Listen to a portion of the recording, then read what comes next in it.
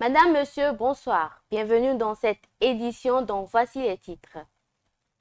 Colocation entre étudiants de l'université d'Abomey-Calavi. Quelles sont les difficultés liées à cette pratique?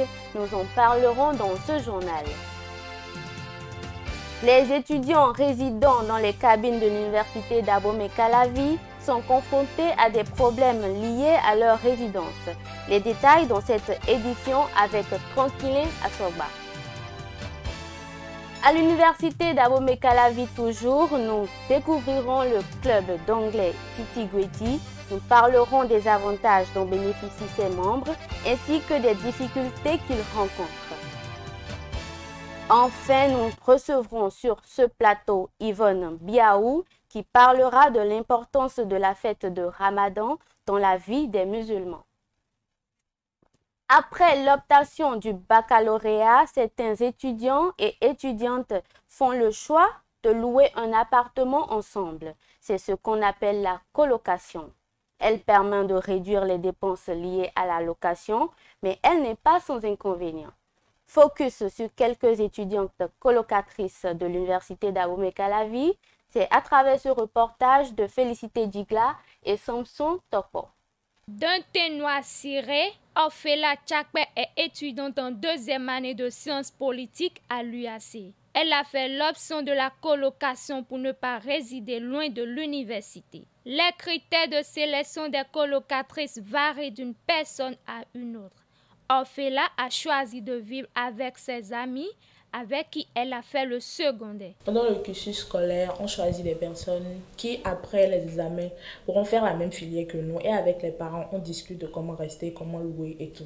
Malgré ces critères de choix, Orphela s'est très tôt rendu compte que vivre ensemble avec quelqu'un d'autre est difficile. Elles proviennent des familles différentes et n'ont pas reçu la même éducation. Il y a beaucoup de difficultés, surtout du côté de la nourriture.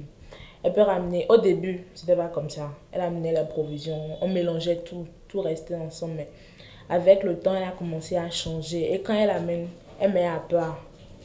Et genre, c'est du partage maintenant, quoi. Les difficultés qu'engendre la colocation entre les étudiants et étudiantes sont de plusieurs ordres. Christelle Botokou, par exemple, étudiante de 18 ans à l'école de journalisme de l'UAC, cache avec son sourire les problèmes de colocation qu'elle gère. Nous avons souvent de mésententes par rapport à la gestion de la chambre, la manière de préparer les nourritures à préparer parce que nous ne mangeons pas toutes les mêmes choses. Et il y a aussi des fois où on te soupçonne de vol et c'est un peu difficile à gérer. Les disputes, ça intervient rarement et c'est surtout lié à la chambre et aux nourritures. Vivre ensemble avec une camarade d'amphi demande beaucoup de courage et de patience. Christelle, 1m61, si jeune, fait déjà son expérience. La colocation, pourrait-on dire, prépare les étudiants et étudiantes à leur prochaine vie de couple. Les étudiants qui résident sur le campus de l'université d'Abomey-Calavi se sont livrés à eux-mêmes en ce qui concerne les conditions de vie dans les cabines universitaires. À part la baisse des frais de loyer, ils rencontrent des difficultés majeures. Tranquillin Assoba et Samson Topo au reportage. Nous sommes dans la résidence universitaire d'Abomey-Calavi. Omi Ale Inoussa, étudiant en géographie, vit ici. Pour lui, les conditions de vie dans ces résidences ne sont pas les meilleures. Il y a des fois même là, l'eau, on a des coupures de l'eau. On ne trouve plus de l'eau pour se satisfaire. Et aussi, il y a des coupures d'électricité. Or, vous savez que dans les dortoirs, la majorité de nous, les étudiants, nous utilisons les plaques pour préparer. Imaginons que tu es en train de préparer et puis il y a coupure. Il y a coupure comme ça là. Tu ne peux plus, ce que tu es en train de préparer là, ça ne peut pas être cuit. Or, toi étudiant, tu as faim pour manger. Vous voyez que les conditions en ce cas-là, c'est plus favorable. Parce que ça m'est arrivé plusieurs fois. On voulait même préparer depuis 10 heures et a coupé et le coin est revenu à 16 heures. On était là, affamés. Donc on ne peut pas dire maintenant là que les conditions sont à 100% favorables. À ces difficultés s'ajoutent celles liées à la restauration. Le pouvoir d'achat étant faible actuellement à cause de la cherté de la vie, les étudiants résidents deviennent des débrouillards, surtout quand les parents ne répondent plus à leurs besoins. En tant qu'étudiant sur le campus là, en dehors de de la cabine de loyer ou bien de la cabine, d'abord tu dois manger. Après, tu dois faire les photocopies. Le parent qui t'a envoyé au moins ou bien 5 000 ce lundi, et tu as déjà dépensé, est-ce que tu peux encore l'appeler le 3e jour de dire que de l'envoyer? Parce qu'à ton âge, tu as déjà dépassé 18 ans. Une fois que tu as déjà dépassé 18 ans, normalement, tu dois te supporter un peu. Vivre ensemble avec des colocataires venus de divers horizons est aussi un problème que gèrent les étudiants. Carmel, étudiant pensionnaire des résidences, est mieux placé pour en parler. Il y a aussi la diversité des langues. Voilà. Donc, je maîtrise plusieurs langues. Je maîtrise le fond, le nango, le français, le yoruba, le mina et tout ça. Donc, la majorité de ceux qui sont ici sont des fonds. C'est vrai qu'il y a des personnes qui sont exploitées, mais au moins on a une langue commune qui est le français. Donc, on essaie quand même de parler le français entre nous pour s'échanger, pour se comprendre. Malgré tout, les étudiants résidents restent toujours solitaires l'un de l'autre. L'objectif final à atteindre est l'obtention du diplôme universitaire. Découvrons à présent Titi Gueti English Club. C'est un groupe d'études spécialisé dans l'apprentissage de la langue anglaise à l'université d'Abomey-Calavi. Connu pour ses 25 ans d'existence, le groupe émerveille par ses activités comme le General Meeting et le Speech of President. Une équipe dans la rédaction s'est rendue sur le campus chez quelques membres du club pour s'enquérir des difficultés et avantages. C'est un reportage signé Eric Jossou et Samson Toko. Faire de l'anglais une langue facile à parler pour tous. C'est la devise de Titi Gueti English Club depuis 25 ans. Mais ce dernier est aujourd'hui confronté à d'énormes difficultés. Nous rencontrons des difficultés financières. À un moment donné, nous avions besoin des speakers parce que nous avons des assemblées générales que nous faisons.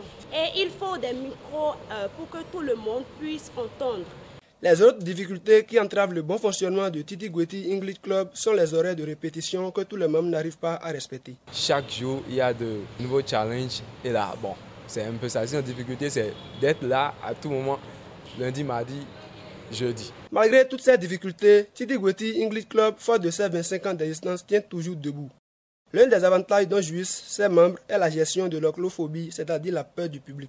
Aujourd'hui, je peux me tenir devant 100, 500, voire 1000 personnes et parler l'anglais. Sans peur, sans crainte, je peux parler. Pour adhérer à Titi Gueti English Club, il faudra débourser 10 000 francs CFA. C'est un club ouvert à tout le monde, étudiant ou non. Écoutons à présent notre invité Yvonne Biaou qui est déjà sur ce plateau pour nous parler comme annoncé de l'importance du Ramadan. Yvonne, bonsoir. Bonsoir Laurie. Dites-nous ce qu'est le Ramadan. Bon, le Ramadan, c'est l'un des 5 piliers de l'islam. C'est une période de 30, parfois 29 jours, au cours de laquelle tout musulman qui a l'âge et qui a la possibilité de jeûner n'a pas le droit de manger, de boire, de fumer, encore moins d'avoir des rapports sexuels, car cette période marque le début de la révélation du Coran au prophète Mohammed, dont il se pratique dans le mois saint, c'est-à-dire au 9e mois du calendrier lunaire musulman. D'accord. Et en quoi est-il important le Ramadan? Bon, le Ramadan est d'une grande importance pour les musulmans, non seulement parce qu'il leur permet de se rapprocher de Dieu pour mériter son pardon, mais aussi il est un moyen d'acquérir une bonne santé. Parce que le jeûne, il permet à l'organisme de se reposer. Le jeûne permet à l'organisme de se reposer pour se purifier. Le Ramadan est donc aussi physique que spirituel. Voilà. Vous venez de dire que les derniers jours du mois de Ramadan sont capitaux. Que symbolise-t-il? Bon, les 10 derniers jours du mois de Ramadan sont très particuliers parce que c'est dans cette période que se situe une nuit. Et cette nuit, on l'appelle la nuit du destin. Dans cette nuit marque un temps fort. Donc, c'est cette nuit qui commémore pour tous les pratiquants de l'islam. La nuit où le prophète Mohammed a reçu la révélation du Coran par l'ange Gabriel. Donc, cette nuit, elle équivaut à la paix et au salut. Donc, la prière de cette nuit est plus importante et meilleure que la prière de 1000 mois pour les musulmans. C'est durant cette nuit que les anges descendent et les esprits par la permission de leur Seigneur pour tout ordre. C'est un peu ça. D'accord, merci Yvonne Biaou. Madame, monsieur, c'est la fin de cette édition. Merci d'être resté avec nous. À très bientôt.